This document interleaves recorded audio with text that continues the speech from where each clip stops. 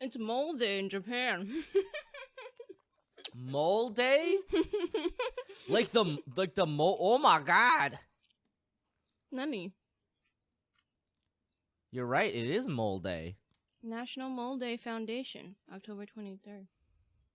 Oh, I was wondering what they meant by Mole Day. It commemorates Avogadro's number. Okay, that makes sense. Okay, all right.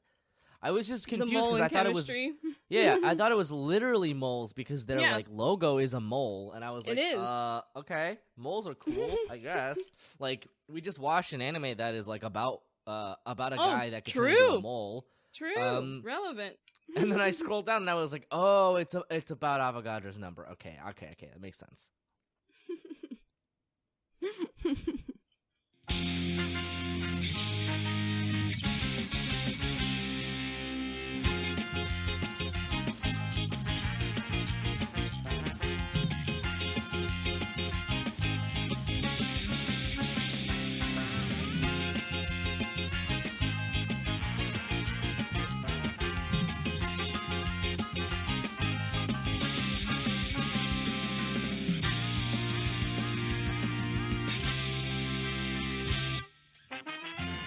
Hello, everyone, and welcome back to the Adcast, the podcast for the study of modern visual culture.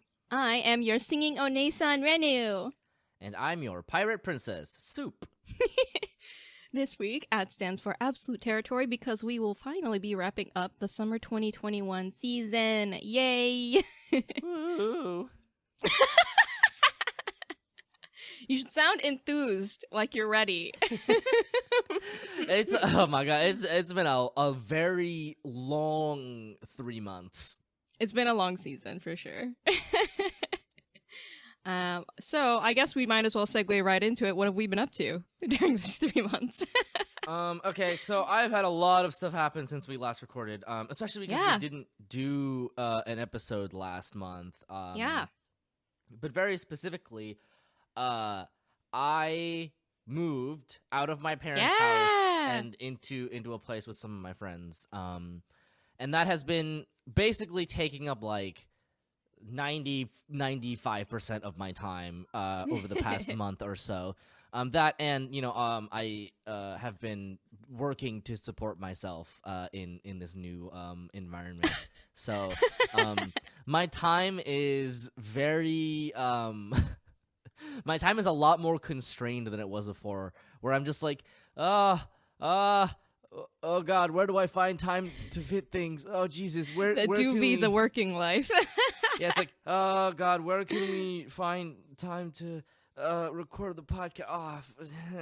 Anyway, it just an episode last month was just not in the cards. It was just not feasible. But here we are with an episode for you this month, and it is a wrap-up episode. And it's funny because like looking over this, I looked over the list for this, and this looks like it was an eternity ago. Like I read this and I was like, surely this is not the right document. Surely this is like a couple of seasons ago. No, this was this season. It's just been like weirdly long. Oh boy, yeah. Like there, like as soon as I started recognizing stuff, also like stuff came out like weirdly segmented, where not everything came out at the same time. So some stuff wrapped really early, and some stuff just kept going. Yeah. And all of that was very confusing. But anyway, I moved, and that has been most of my life, to be honest. Right now, is just sort of that. We've had many stories, more than I can really recount on the podcast. Many you can tell some highlights that have happened. Oh, well, okay. So we have been furniture hounding Craigslist to get very stuff important to furnish our home, right? Yes. And we have had some mishaps where we got a table, and that was Gucci. So we got like a table for our dining room.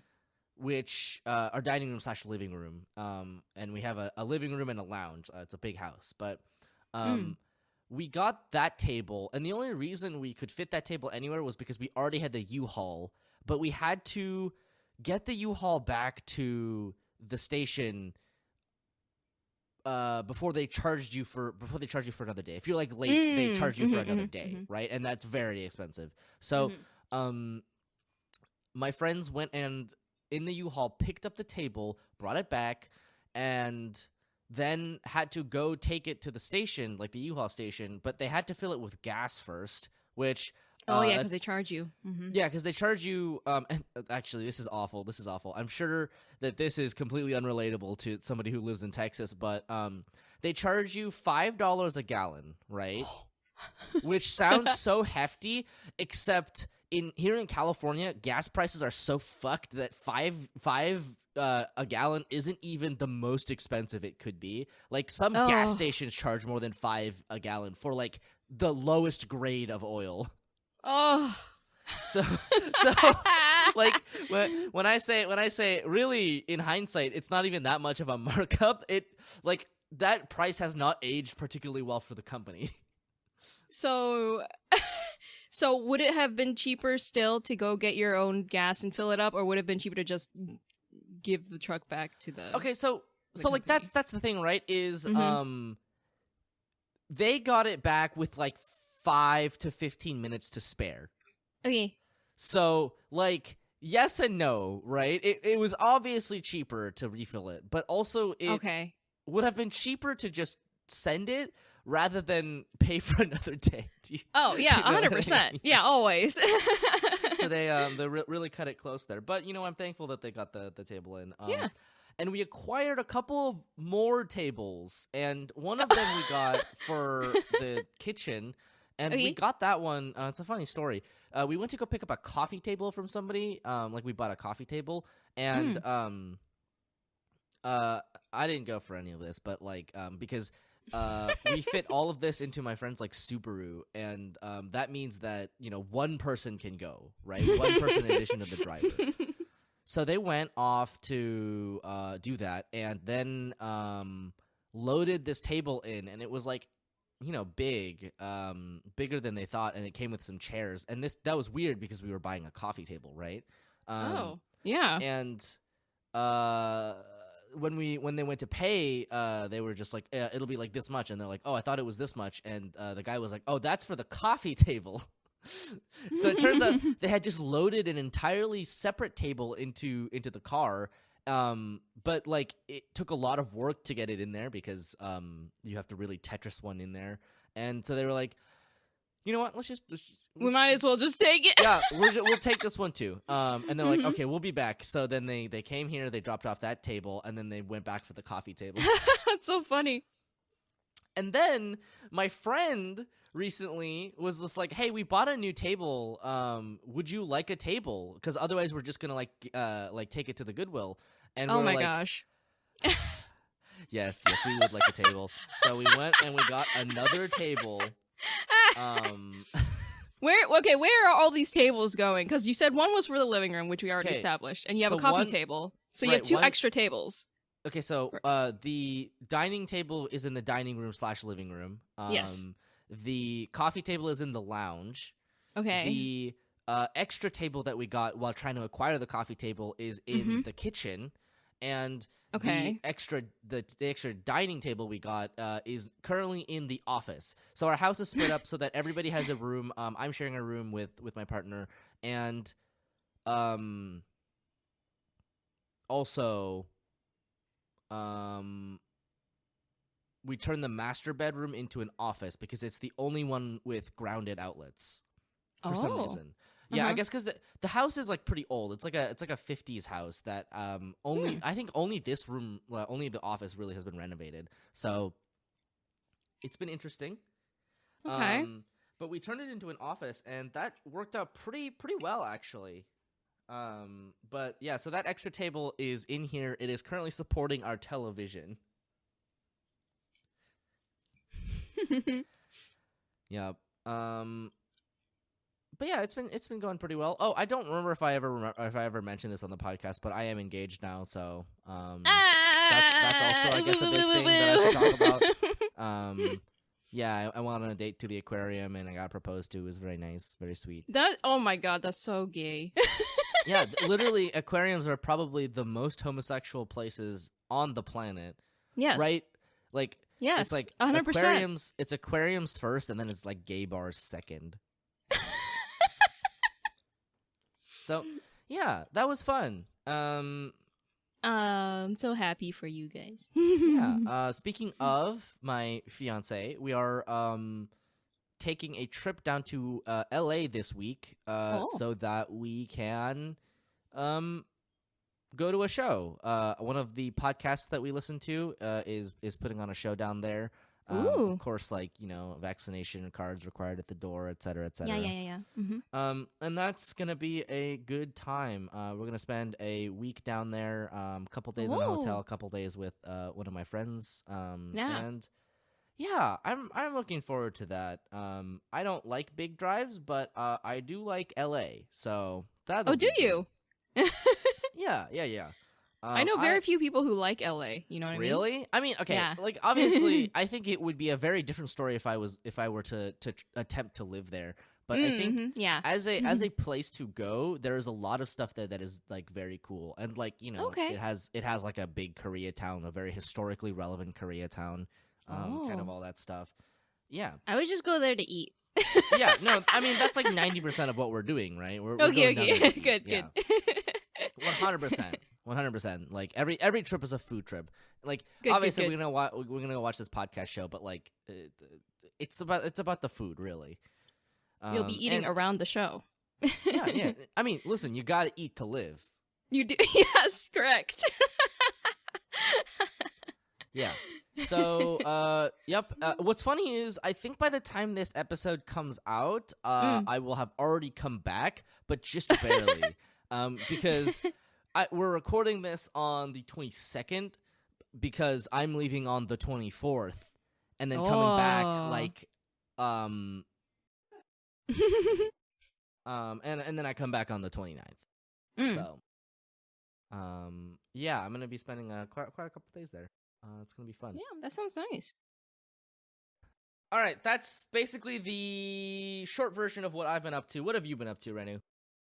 I have finished almost all of my conventions. I have one left that is in 2 weeks. So I've been like been able to take it easy and slowly but surely prepare for that. And my baby Clover is now 7 months old. Aw, puppy, 7 months old. She's so like as you get through the life stages of puppydom, you are able to resolve like older problems and then new ones pop up. Yes, of course. So she's mastered potty training and all that, and and the whole like bite inhibition, all that kind of stuff, right? But now she's gotten like confident enough to start guarding us, which we don't really want that. We want like a dog who is just generally friendly with everyone, because we just want her to be like a companion versus like a guard dog, right? Right. So it's become a bit of an issue where when we're at the dog park, if another dog approaches, she gets she'll like burst in like and like sandwich herself between us, between us and the dog. Or she will guard by basically thrusting her body between your legs as you're standing. I don't know why.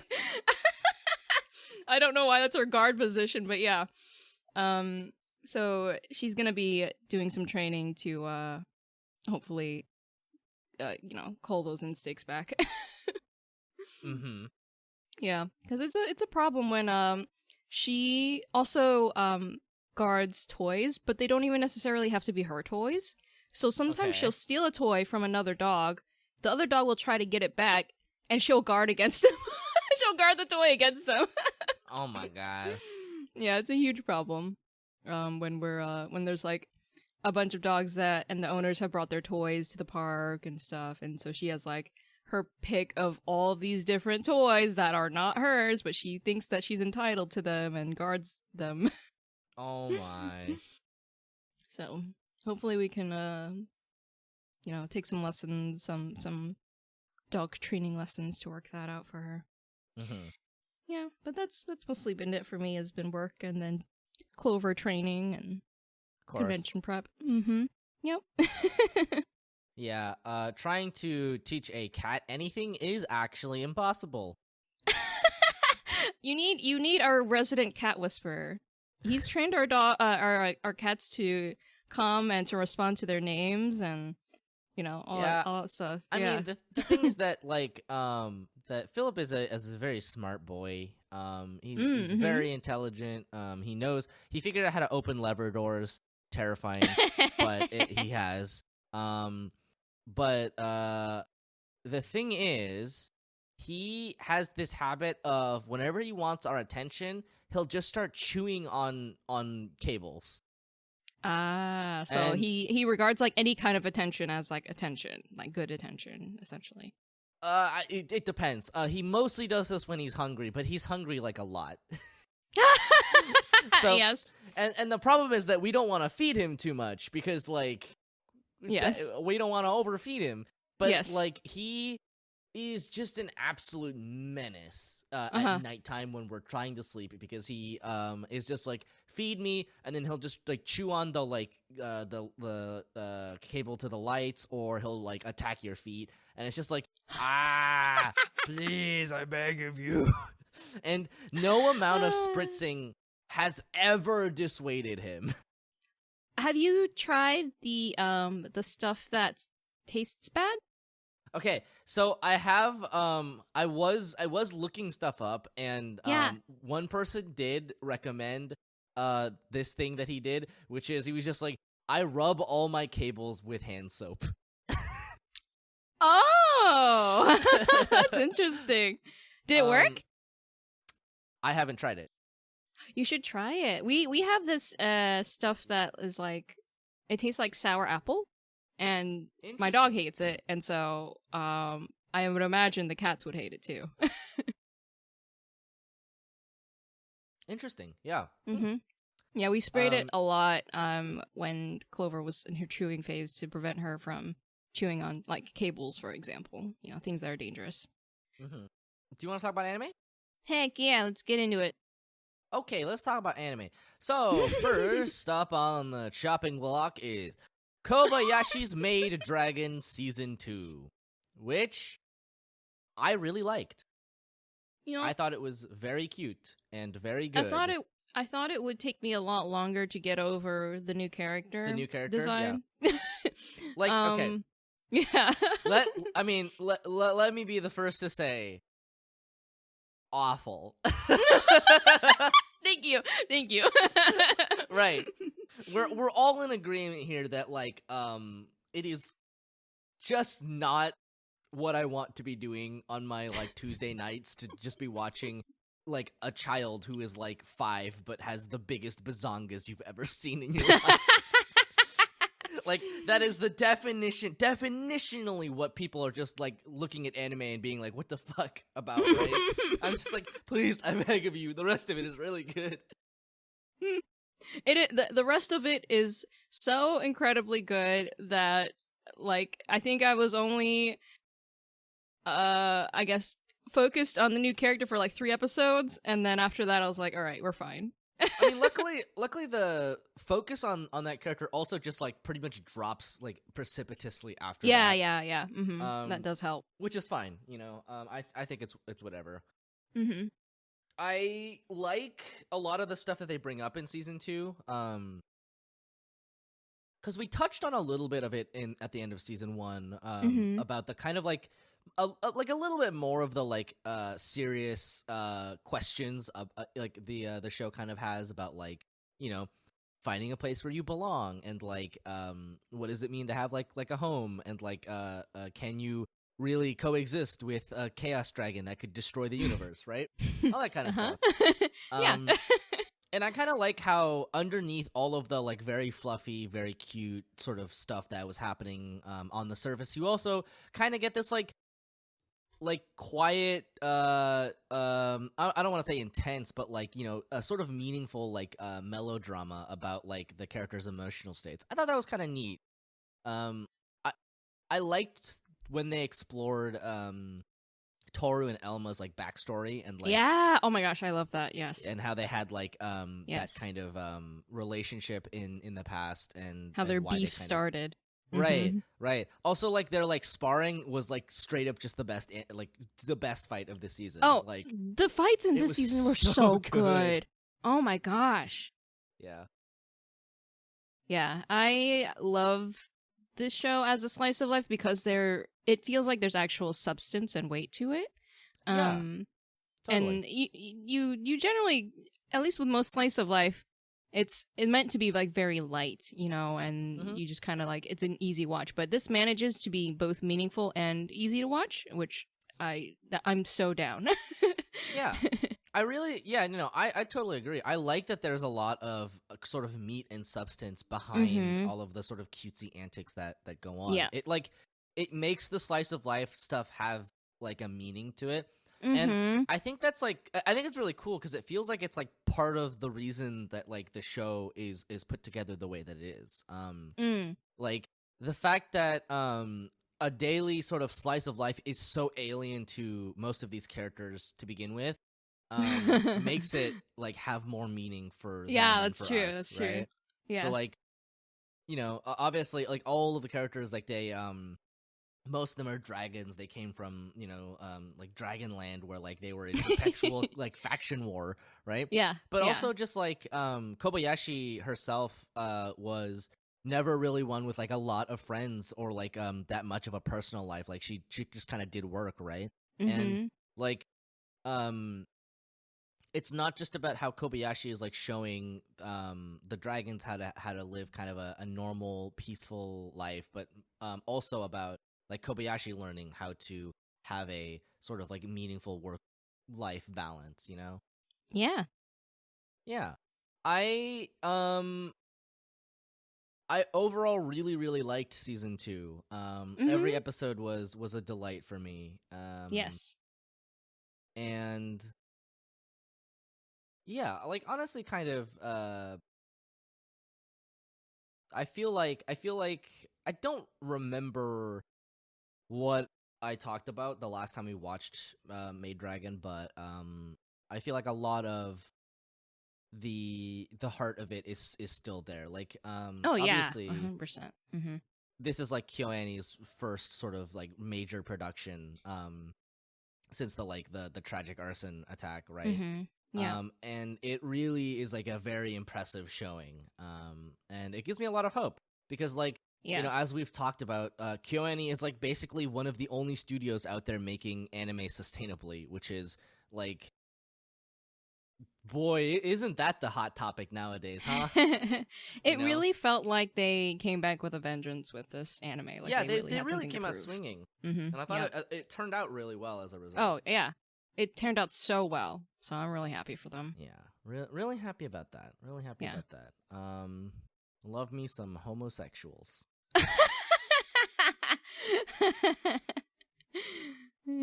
Speaking of, let's talk about Hamefura season 2. Okay. Before we continue, I will say it is very merciful to me that our list of stuff that we watched is like so truncated.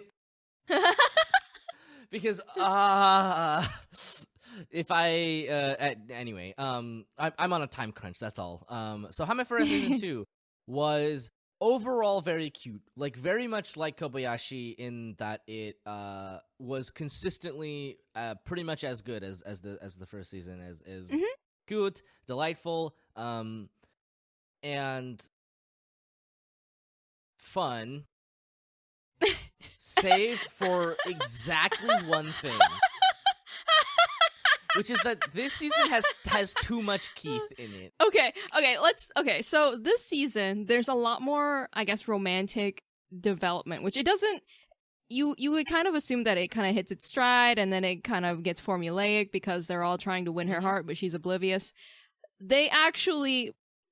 The love interests start making some moves during this season and making her recognize, oh, they have romantic feelings for me. So one is naturally going to be her fiance, right? That's a given. Right. That just makes sense, of course. Yeah, but then the second one, the second one they really focused on was Keith. It was her adopted brother, like her brother that was adopted into her family when they were young, when they were like little itty bitties, like children.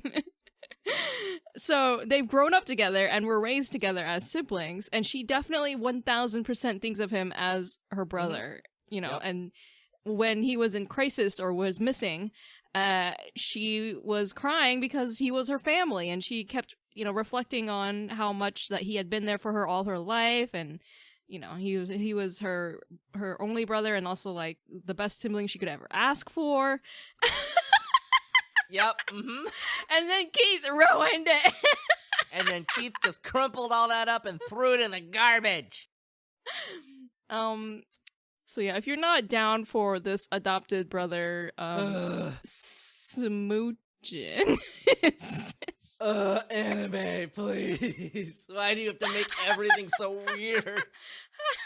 Maybe like I think it was the last episode or the one before the last episode of the season. I think it is the episode before the last. I think the last episode doesn't have any of that. And I think the last episode's pretty worth watching.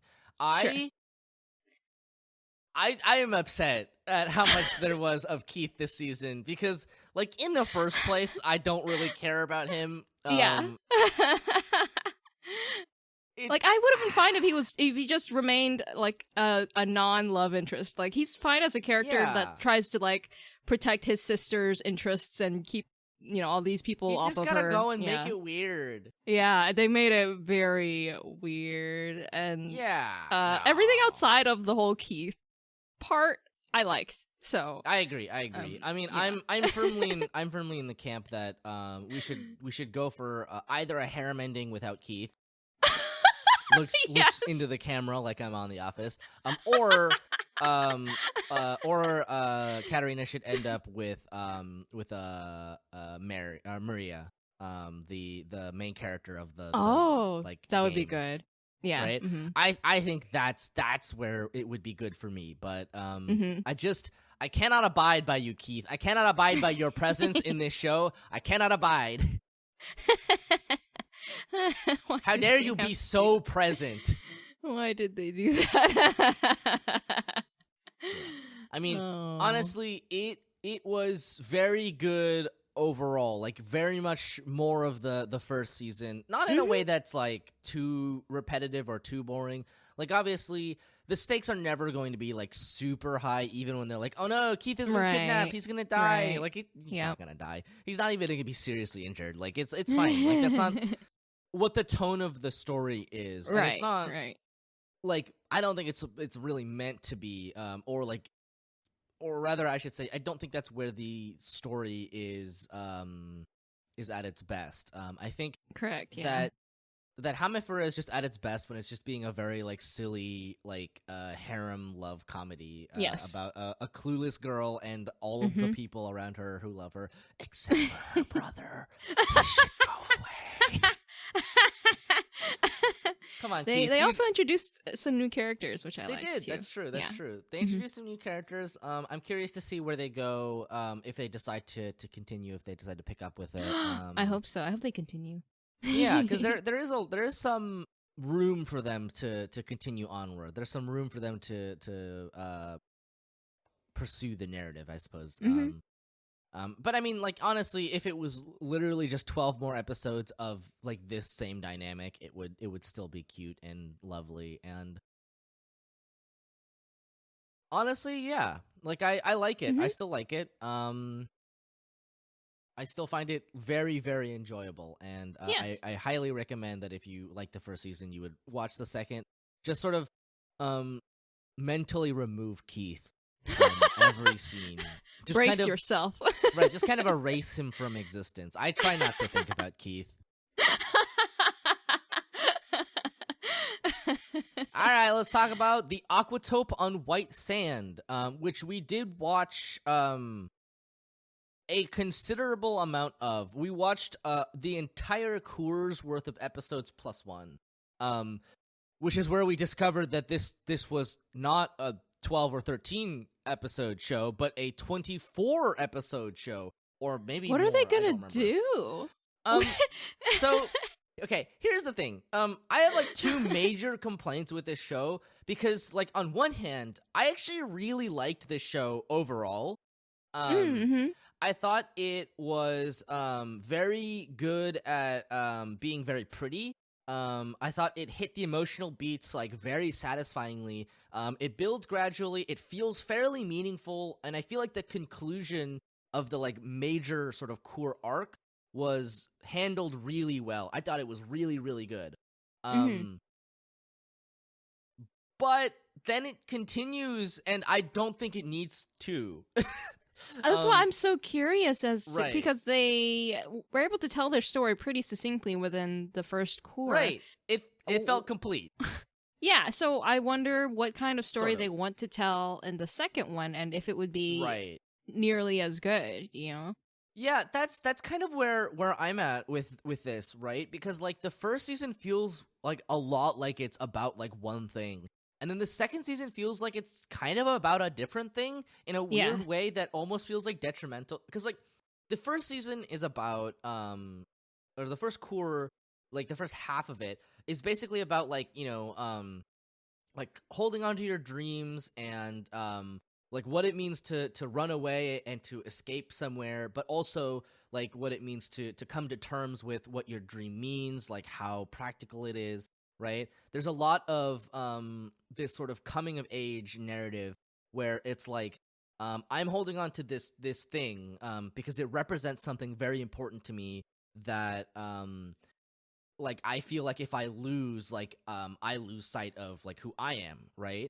And you know, that's what the aquarium represents for a lot of these people. It's why they try so hard to protect it. And like obviously the conclusion of it is that the aquarium weathers a typhoon, but is pretty much like proven to be like unsustainable, right? It's not it can't hold on any longer. It's reached the end of its lifetime essentially, right? The aquarium itself. And like it's just not feasible to rebuild it. So like even if, you know, they weren't hemorrhaging money, right? The amount of manpower and like money it would take to build the aquarium or rebuild it would just be far too great for anyone to like realistically handle, right? And I thought all that was really cool because like, you know, it's a place that for one of the main characters is representative of her parents. It has a kind of magic to it where she can see her parents, and like a lot of the other characters also see like lost loved ones that in this aquarium. It's a magical place that holds a very like special kind of low-key magic to it. And I thought all that was very, very cool. And then also the explanations and the climax for like why they can't continue to live there, right? It is kind of like a very like melancholy, like bitter reality, sort of like waking up to like being an adult and like realizing that like, you know, it's not possible to hold on to all of your dreams, but it is possible to still do something with that, to take that energy and to put it somewhere else, right?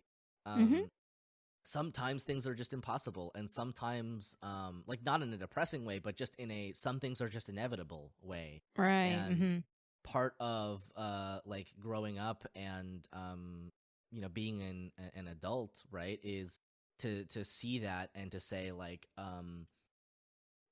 it is not worth holding on to this past the time it has been given, because in a way it's a lot about loss, right? It's a lot about coming to terms with grief and trauma and like being able to like heal and let go. And then it feels like the second season is like way too much of like, now you're an adult and you have to do a job you don't like so that people can enjoy like a thing you do like. And it's like, I don't know if we really needed this part of the narrative at all, actually. I feel like the first season was so like like encapsulated well enough. Like obviously I think the last episode of the last cour was a little clunky. It didn't wrap everything up satisfyingly, but that was primarily because they had a second like cour to go into, and like I feel like it would have been so much better if they had just wrapped everything up in that season and just had it be like a nice 13-14 episode package and just have it be done. I wanted it to be done too, and it's not because Yeah. I didn't enjoy it. It's just because I felt like something's just got to end, like the aquarium, you know?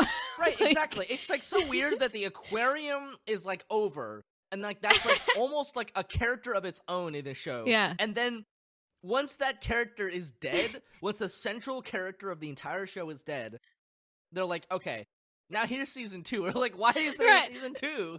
The show is about coming to terms with that and just letting it go. Right, so like, why not let go of the show? Now. Listen to what you've written. Yeah, I don't know where they're going. I'm like vaguely curious as to what they'll actually do with this second core, but also I'm not, I guess, curious enough to sit through 12 more episodes. You know? I feel the exact same way. I'm just like, okay, very cool. I liked what I watched. I am done. I do not need to watch any more of this. Yeah.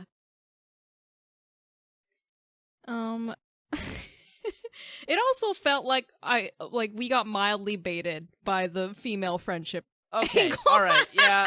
That's my second big complaint about the show is that like there is so much just okay, there is an abnormal amount of like queer baiting that's going on in this show.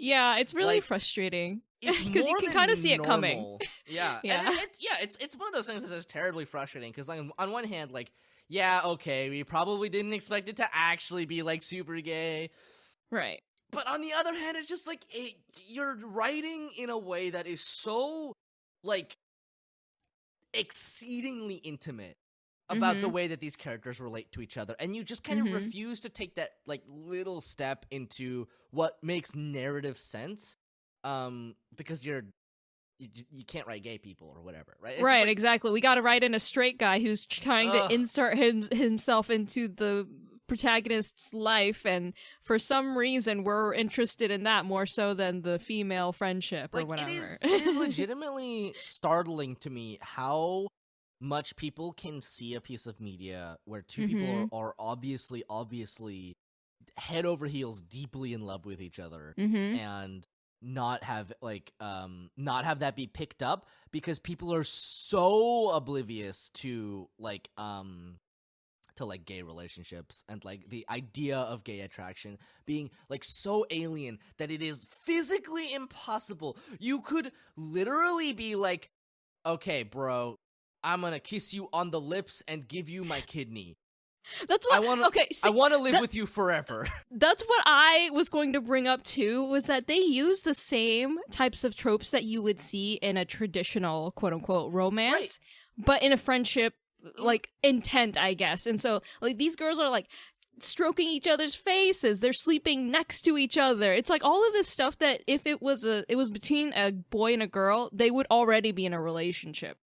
I don't according I to don't know traditional what it media. is. Yeah. But it seems to me like some people are way better at writing gay romances than straight ones. And they don't realize it. And yeah. I think like obviously there's a lot to be said about queer baiting sort of in general, you know, where it comes from, like what it means to read into that stuff, the sort of benefit of audience interpretation, you know, the sort of infinite space of like fan fiction and all the sort of stuff that you can do there. But there's also just like something to be said about how there is something so deeply wrong with our society that we don't actually understand what like romance and like love is to a point that is so exceedingly blatant that like you can write two characters who will be devoted to each other for the rest of time, and people will look at that and be like, wow, they must be such good friends. And like, like I don't mean this to like degrade friendship, because I don't think friendship is lesser than like a romantic relationship. But it is a different type of intimacy, and it feels like that line gets super blurred in this type of media, where the friendship in this show was way more romantic and intimate than the actual love interest. 100%. Like that's like the thing, right? Where like you have this character who's meant to be like the gay away, right? The like the sort of like variable you introduce to be like, hey, here's a man to like, he's almost like he's like literally like a character written to exist to like write away the gay. Yeah, he just hovers around. He just hovers around there and is a man, and that is what is taken for like romance. And it's like that's so baffling to me when you literally have two characters who are holding hands, sleeping next to each other, stroking each other, and then also like talking about their dreams to each other. Their emotional emotional connection. Yeah. Literally, one of them is about to leave on an airplane and oh my God, comes they did the airport back. thing, that's right. She refuses to board the airplane and comes back to the other character because she knows she's like crying and can't handle being alone. What are you doing? They did the whole like that's like the ending of a rom-com or just like romance movie in general. Literally one of the most famous like quote unquote romantic scenes in like Western media is like that scene in Friends where he's just like, I know I'm gonna stay off the plane or whatever. I've never seen Friends. I don't know if that was actually romantic or just weird either, so don't quote me on that. But like, do you know what I mean? Like you see it in a lot of romance movies, right? Yeah. The airplane and like getting on the airplane or not getting on the airplane is such a pivotal romantic crux. It is like actually actively offensive to me that you would then take this and be like, by the way, they're both straight. No, the fuck they are not. In what universe? Okay, like I am as much for meaningful and intimate and deep depictions of friendships or non-romantic lifelong commitments, right? All that kind of stuff. That's important to me. I like that. This is gay. Like hands down. There's no question. You cannot look me straight in the eyes. Like, if I gave you the list of things that happens between these two characters and did not specify what gender they were, people are like, oh, that's romantic. And then you would be like, by the way, it's two women. And they'd be like, oh, how very nice friends they must be. Like, it is ridiculous to me the lengths that people will go to just like deny the basic workings of like logistical function just to be like, but gay people don't exist. It's like actively offensive to me just how much you can look at this and just be like, how nice. Like, how can you write this and not just be like, these two characters are in love and will kiss? I don't get it. I don't either, and I'm so tired of it. Like, normally, okay, and like here's the thing. Normally, I'm not like so insistent on this, because like obviously, I've been being queer baited for like a decade now. Who cares at this point? I'm not gonna trust big productions to give me what I want. But like on the other hand, like it's not like I even loved the show so much that it was like that, like that's why. It's like literally just like so just ridiculously out there that I'm just like, you are denying basic reality by like implying that these two girls are not like in actual meaningful romantic love with each other. I don't get it. Yeah, they followed the very traditional romance formula, but then they made it a friendship, and that's bizarre. Oh, how nice. They're lesbians, Harold. Anyway, so the first season is really good. I would recommend watching it as long as you're not going into it with the hope that they actually kiss each other. But like, you can show intimacy in ways that aren't just kissing each other, and like I choose to believe that they are in love with each other because that is what is being presented to me on the screen unequivocally, unquestionably. Yes. Anyway, Yeah, second season I'm not so sure about, and I don't really care to watch it. Yeah. Unless I get shown like a screenshot of them initiating like, a relationship. Yeah. Actually physically locking lips. Yeah, I don't care anymore. Yep. Hey, that's part of being an adult too. It's learning to question your own sexuality. Anyway, let's talk about life lessons with Uramichi-Oniisan, which we didn't finish, but I don't think we really need to. It's a gag manga / anime, and it's very funny. Oh, it's hilarious. This is also about adulthood, but in a very different way. This is a comedy for an adult audience. Yes. It is a little too relatable. Yes, it's like uncomfortably relatable, but you just keep watching because you know the show is talking about you.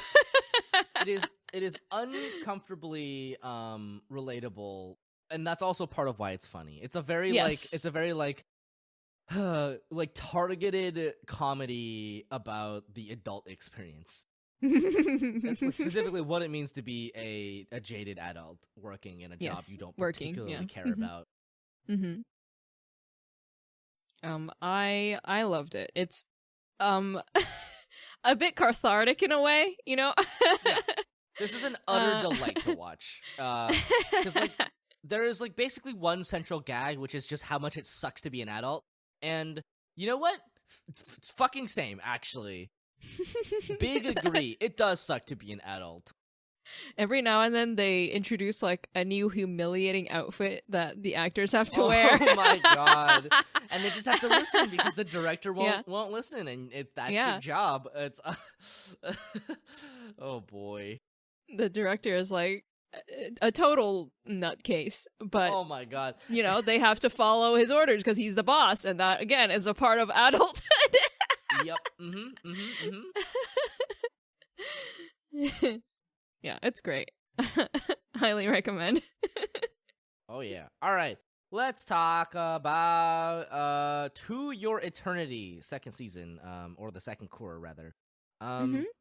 This had a weird amount of episodes. It had 20 episodes total, which was less than I was expecting.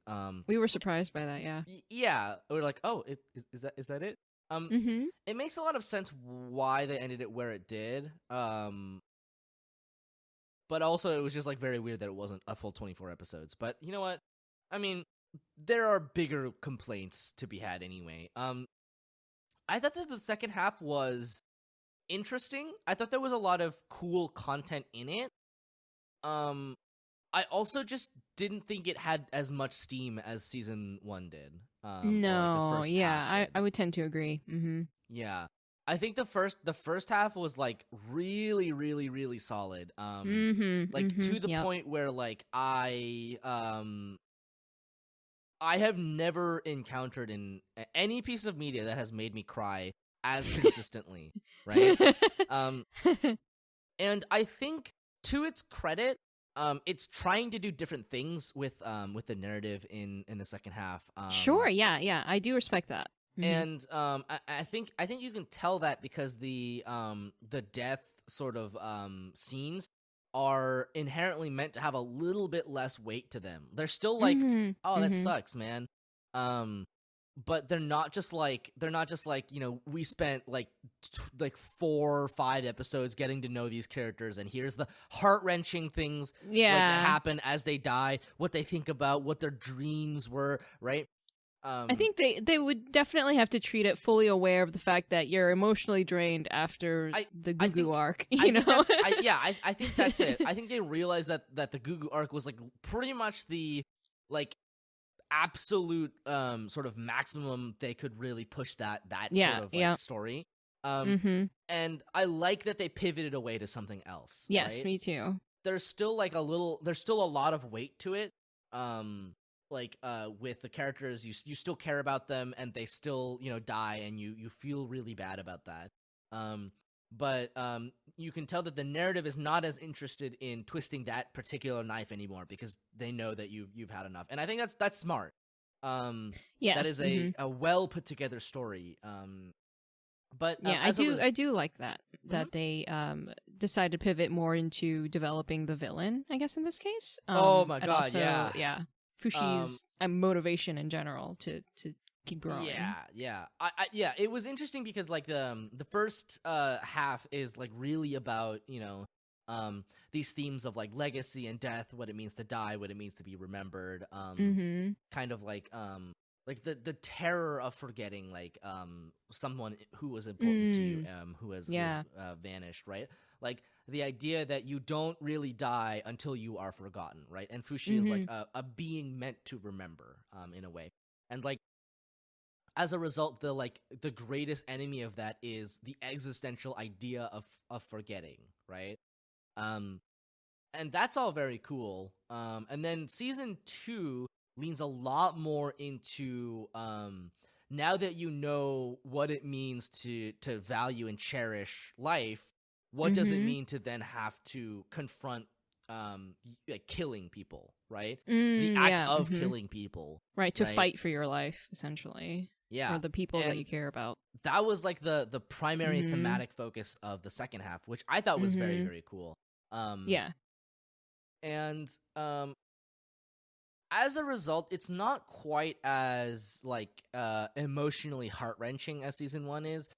It might not even be as emotionally impactful, but it still feels like you're watching like an interesting story unfolding. And I felt like there was still a lot to like. Yeah, I would say that the content was very interesting. It's just that emotionally I wasn't invested. I think like probably 90% of it was due to the fact that I didn't really care about the new characters. They were the ones that you needed to really invest yourselves into liking so that when Fushi has to protect them, you feel more pull. But as it stood, it felt like they were, I feel bad for saying this, but they were kind of disposable in the narrative sense. Yeah. One, because there were so many, but then two, is also like, they were so horrible to Fushi and Pyoran, and those two characters are the ones that you have all your emotional investment in at this point. So they already have like that hill to climb in terms of likability, but then after that, it's like the threat comes, and then most of them get wiped out, and by that point you kind of like started warming up to them, but you may or may not like really be invested in them. But it's already too late, so that was, I guess, like my own personal beef with the story at that point in terms of the emotional storytelling. But I think storytelling, like just the story overall, like the plot, I think was really, really good. Especially when they reintroduced Hayase, because that was terrifying. Oh my god, Hayase was such a scary villain. Yes. Basically, Hayase comes back, and you learn that she has killed oh god, what's her name? The girl, the fighty one, the cool one, fighty one. That's it. Perona. Perona. Yeah. You learn that she's like killed Perona off screen, and you're just like, oh, okay, that's kind of horrific. Yeah. Oh, yeah. Okay. But then, she is like actually terrifying. Like, she comes back and she's unhinged. Yeah, completely. She's obsessed with Fushi. She wants to have his children. She wants him to kill her so that she can be a part of him by him being able to transform into her. What? Excuse me? That is okay. To the credit of To Your Eternity, that is an incredible thing to do with your villain, to just be like, okay, so like the concept of Fushi is that anything that like dies like near him, he can become, right? Yes. So the villain is just like, I want you to kill me so that you can become me and we can be one. That is the most horrifying shit I have ever heard in my life. Existentially terrifying. And yeah, it's at that point, up until that point, you're like on team Fushi, you gotta suck it up and just kill this crazy lady who is trying to destroy everything that you love and cherish because she's already tried to kill your friends. But then when she says that, you realize, oh, Fushi can never kill this woman. Yeah, you're like, oh no. Oh no. I will say that moment was like the best moment when he leaves. Like the whole rest of the show, that season, or I guess I should say, is worth watching up until that point so that you could see that moment when he leaves her, because that whole scene is so good. Mm-hmm. But yeah, that scene is very, very. It's also like it's just funny. It's so funny. It's just kind of funny to see him like look down and just be like, "No, I don't think so." Yes. Like, no, thank you. I do not wish to be a part of this anymore. Yeah, but she'll definitely continue to be a present, and that's in some way or some form, like like, honestly, props for having just like an utterly terrifying villain, and 100%. Making her like just very, very unsettling in very real ways. Yes. That was just very uncomfortable. But anyway, like when they're like talking in the boat and she like does the yandere, like, oh, they were getting between us. I was like, ah. I know, I was like backing away from the screen. I was like, please no. Get out of there. Yeah, she was leaning forward and I was leaning backward. Yeah.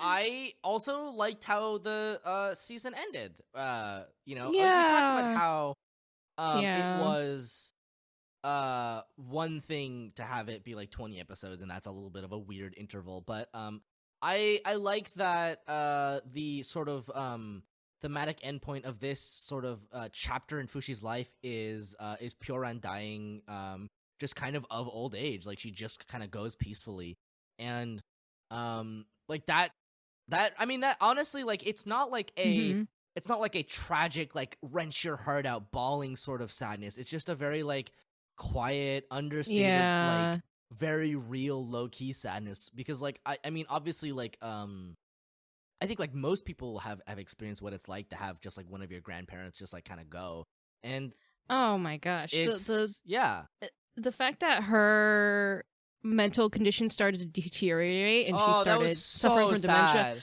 Oh my god, my heart. Oh yeah, gosh. it really, really, like, I mean, it's certainly a different kind of like pain than the like someone killed before they could achieve their dreams. But like, Pyoran did literally everything she wanted to do and was happy, and she just started to go like senile because she was just getting old. Like, that's such a You see what a cool character she is, because she's able to fend for herself as an old lady, and she continues on without Fushi while still waiting for him. She instantly recognizes Fushi even though he's in a different form when he sees her again, and like all of this good stuff about her character, and then you just see that turn on its head when she starts to deteriorate.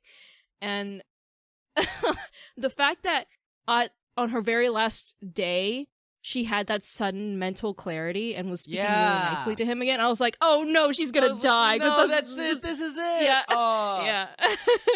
Yeah. I mean, like, overall, like, the thing that's really astounding to me is just how well written everything just continues to be.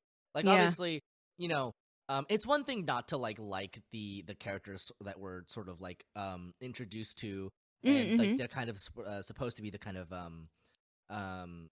empathizable like characters to sort of emotionally attach ourselves to. But at the same time, like, in terms of just like being a narrative, it's like very well written, very tightly written. The narrative is very good. Yes. Yeah, like it's very proficiently written just all the way through.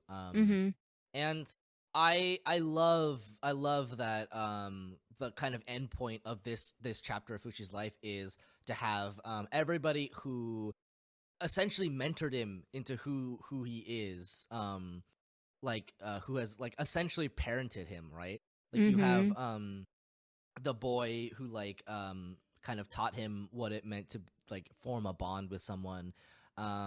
You have Puron and March and Perona, who like are like a grandmother and like a mother figure, even though March is like 5. Right? But like she wanted to be a mom. But like Fushi's like 0, so like technically I guess it works. Yes. Yes. And then you had Gugu be the older brother. And slowly all of these characters kind of get pulled away. And then Fushi is just kind of left to his own devices to like be like whoever he is now, right? Like now that he has emerged from the other side of Puron's death as, kind of his own person, right? It's interesting that that's like where they've set up the end of the season. I do like it comes that. around, right? It feels like very, very much like that was the way it was supposed to go.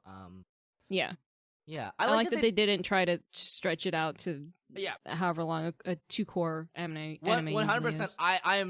I'm very glad that they just decided to leave it there and not be like, okay, here's 4 more episodes of an arc that you won't get to see finished or whatever. Yeah. So yeah. And I think they have at the end of the season announced that there was another season for fall of next year. Yeah, they did. So we'll see how that goes. It sounds like some of our friends have some feelings about the rest of the. They have read the manga and they have strong feelings about what's coming up. They reacted very viscerally. So I'm intrigued. Yes, but I overall, To Your Eternity was really, really good. Very engaging. Yes, it did make me cry a lot. Yes, I cried one more time for Puron when she said she wanted to become something useful to Fushi, and I was like, oh, here come the waterworks. Yeah. Oh, Granny. It's over. I'm gone. Yeah. All right, let's talk about Fena Pirate Princess, which we're not done with yet because I don't think it's done airing yet. Oh yeah, that's right. This is a very enjoyable show. This is a very well put together show. It's so interesting and not at all what I expected it to be. No, it's super weird. Because it's like a pseudo historical narrative. It's like set in like the age of sail. There's pirates. Joan of Arc is like there's the always legacy. Joan of Arc. Yeah, like the legacy of Joan of Arc is like a very prominent part of the show. But to be fair, that Japan fucking loves Joan of Arc. They heckin' love her, and they also are putting her together with Yukimura Sanada, and I just yes, correct. Right, yeah, Yukimura Sanada is there. Why not? I will say this: it's very cool to have a show set in this era and to show a bunch of different locations, right? Like we get the like Goblin Island, that's like kind of like Japan. And then we get like France, we get to see Germany, like all these places in this era, and it's like a very cool, and there's a lot of attention that goes into the building of these cities aesthetically that really, really works. It's a very like it feels a lot like the travel portion of One Piece, but like in the real world, or like a fictional universe inspired heavily by the real world in a way that's really cool. I think all of the like the sort of substance here is like really neat. And I think the central narrative is engaging enough, right? There's kind of like this mystery about Fena and all the sort of pirate stuff going on. There's like the goblin army or whatever, the basically like the people who like live in the mist, the Japanese people, I guess, for some reason. But it is essentially an action adventure show set in the Age of Sail. And you know what? Honestly, I think some people would just hear that and be like, I want to watch this show. And you know what? You should watch this show. The animation is beautiful. Yeah. Oh yeah, the animation is very pretty. Yeah. Yeah. I really, I also enjoyed just like the weird mishmash of different types of characters that you get in this show because of the whole like mixing of settings and stuff. That's really entertaining. Mm-hmm. Yeah. I actually really like this because there's like a really old Tumblr post about and like this is one of those things, right? Is like when you think about certain things and what like putting them in their proper historical contexts, it actually is kind of mind blowing because we kind of assume that history is like a bunch of like separate nodes sort of connected by the flow of time, but really when you think about like how things fit together, like history is a very rich tapestry.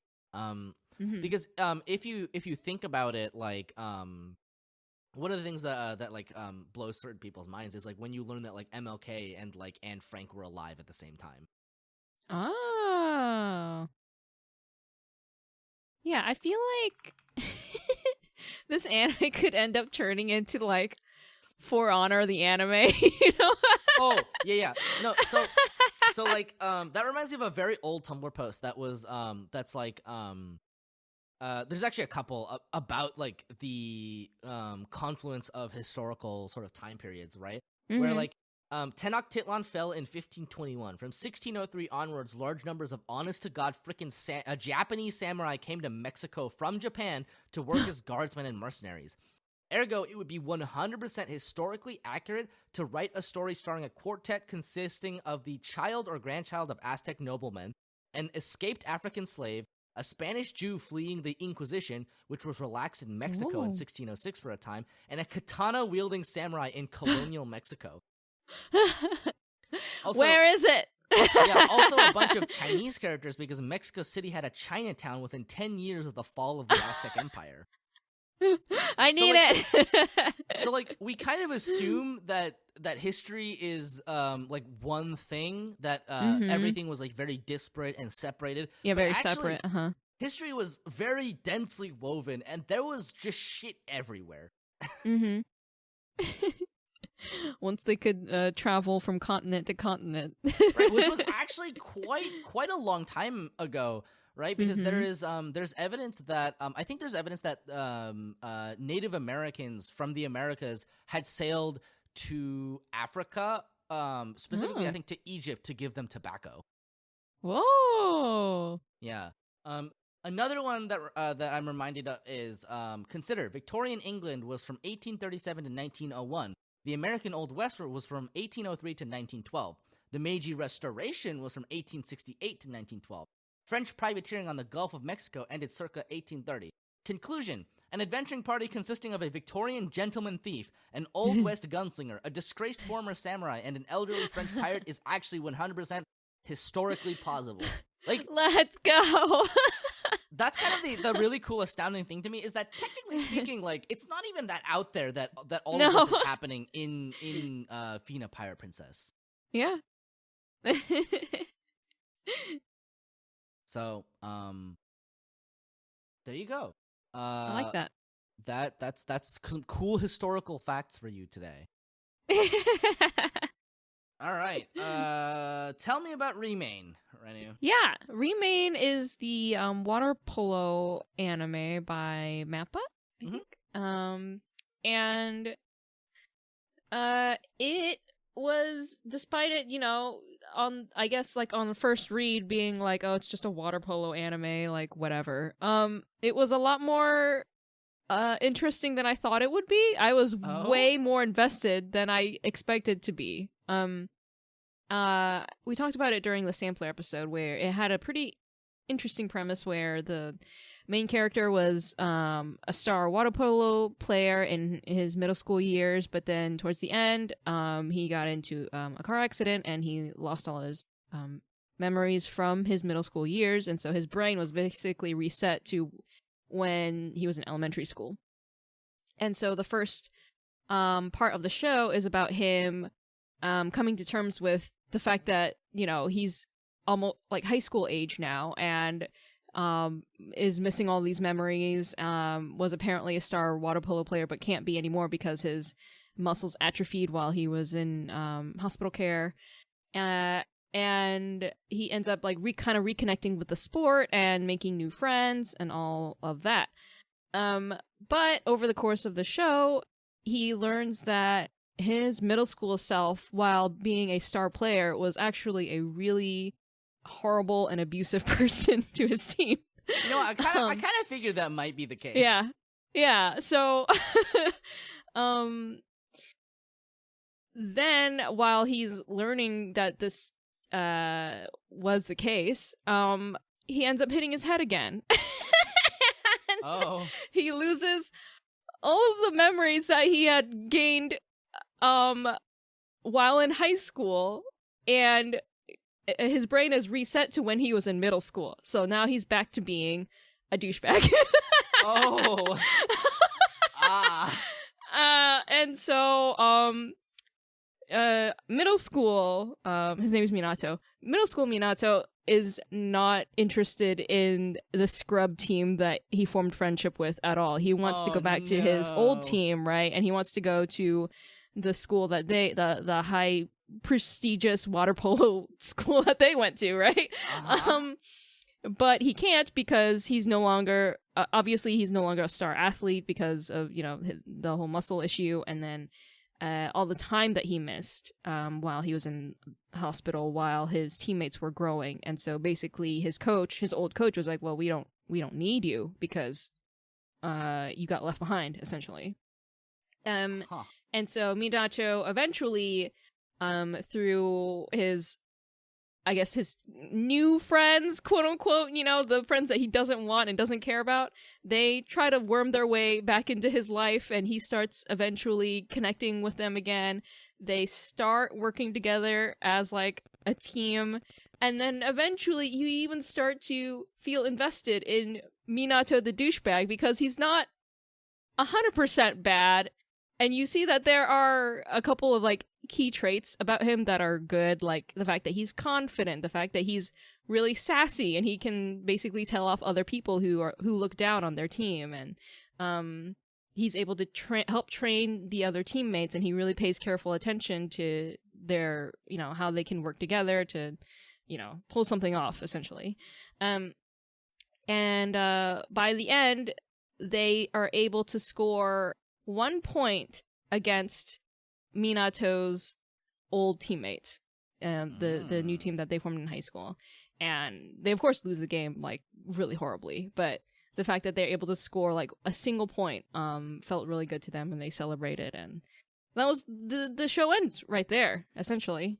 And so I'm at this point where I'm like, well, it was pretty nice, like a pretty nice story overall. Like the animation was like kind of but like it was a nice, easy watch. I liked the characters. I liked the story. And I could take a sequel, but I could also like leave it where it is, you know.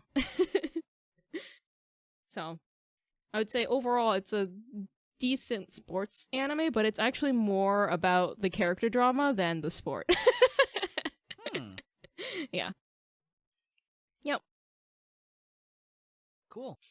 Yep. So I think that's it in terms of this season's anime that we watched. Oh, woo! Wow! Did it in a timely manner for once too. Wow! Yeah, luckily we didn't watch an amazing amount, but I think I was staring down the barrel of the coming season, and I think we're in trouble. We only barely started. I know we only barely started, and we're already behind. This sucks. I mean, that's always the case, right? God, we're always playing catch up with this seasonal stuff. We need like a reset season. Like we just need a season where we just don't watch anything. I don't know if that'll help. You know? Oh, you're right. It would just put us further behind. Anyway, why don't we wrap up then? Yeah. Oh, God, it's been like 2 months. How do we wrap up again? Who are you? Where can we find you on the internet? I think that's it. Hi, I'm Renu, also known as Swan. You can find me on Twitch, on Twitter, on Facebook, Tumblr, etc. At SwanDrawn. You can find me on Instagram at swan.drawn. this month, because it's October, I've been streaming horror games, which I don't usually ever play. And it is shown by the fact that it took me forever to get through 3 little horror indie games that I like inched through. The third one that I played during my first night of doing this was Anatomy, which is a very good first-person horror, I'd say, experience. There isn't too much gameplay, but the story is very good. The writing and pacing on all of it is extremely well done. And I got through that game by very slowly pressing the W key every now and then to inch forward. Oh, and I feel that. By the end, I was so scared. I pulled people into a Discord call with me to finish the game with me. Oh my god, that's so funny. I hate horror games, so I completely understand where you're coming from. Yeah. I do not enjoy being scared. No, thank you. I'm glad I got through it, though, and right now I'm playing through Detention. I'll actually be finishing that up tonight. Cool. Also a very cool Taiwanese game. Ooh. So it's about during the time when Taiwan was going through like very like anti-communist censorship kind of deal because they were at war with China.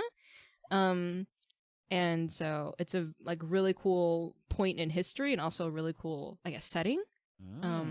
So it's definitely like on the psychological side, and the story is so good.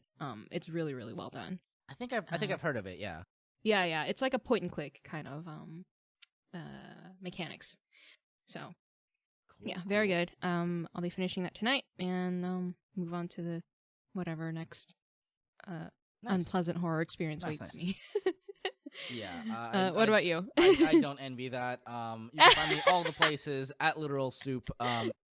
I'm still trying to figure out a streaming schedule that works with my current work schedule. It is just a little inconvenient on the which days I work and when, but I do you have a regular schedule yet? So I have a regular work schedule right now for the kind of job I'm working right now. It's just that it's mostly during the day, so I can obviously stream at night, and it mostly just depends on like my cooking schedule, which I have to sort out too, because we obviously cook as a household. Yes. So I know that someone's on the hook every night. But anyway. I am not going to be playing horror games, mostly because I'll be gone for the rest of October, and there really won't be any time for me to stream anyway. But also, I need to finish Yakuza 3, so I really want to continue on with that because I have let it sit there for a little while I was getting adjusted, and now I think I can finally get a regular streaming schedule together. So keep an eye out for that next month. That's going to be super fun. Other than that, I'm trucking along, doing what I do, attempting to fit too many things in not enough hours. That's your constant state of existence. You know how it do. I know how you do. Yeah, that is me all the time. It's just, oh God, I've overbooked myself. There's no time for me to sleep unless. Anyway, so look forward to that. All right. Our opening is by Scotchy Network, and our ending is by Takuma Kara. And the patrons we are thanking this month are Evan Williams, Bagpipe Mirror Test, Claire, Frostfall, Shandao, Cherubel, Undead Uncanny, and Dylan Boats. Thank you so much. Yay! For thank you guys. Everlasting support. Wow. Everlasting. May we grasp hands as we descend together into hell. Wow, that's great. Yep. That's where the fragrance of dark coffee calls to us. Oh yeah. Obviously, we have finished Ace Attorney. We have finished the Ace Attorney trilogy. We did! Oh my gosh. And we have started the Great Ace Attorney Chronicles. So if you are it's so good. If you're interested in watching that, obviously, every single week, more or less, Saturday, 8 p.m. Pacific time. That's where you'll catch us. On Soupy's channel. Literal on Soup. channel. Yup, at literal twitch.tv/literal soup. Catch me there. All right. Goodbye. Oh shit. What's our ending again? It's see you next time. See you next time.